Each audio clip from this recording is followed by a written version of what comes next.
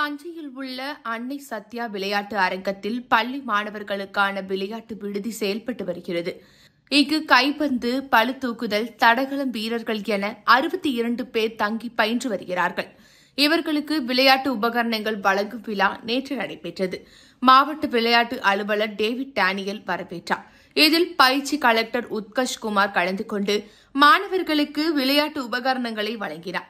இதில் ஒரு மாணவருக்கு ரூபாய் 3200 மதிப்புள்ள சீருடைகள் உள்ளிட்டவை வழங்கப்பட்டன.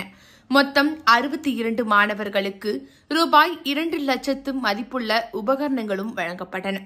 இந்த நிகழ்ச்சியில் முன்னாள் மாவட்ட அலுவலரும் கூடைப்பந்து பயிற்சியாளருமான பாபு, பயிற்சியாளர்கள் தெய்வசிகாமணி தடகளம், குணசீலன் கூடைப்பந்து, மதுகுப்தா பளுதூக்குதல், முத்துக்குமார் வாலிபால் ஆகியோர் கலந்து கொண்டனர்.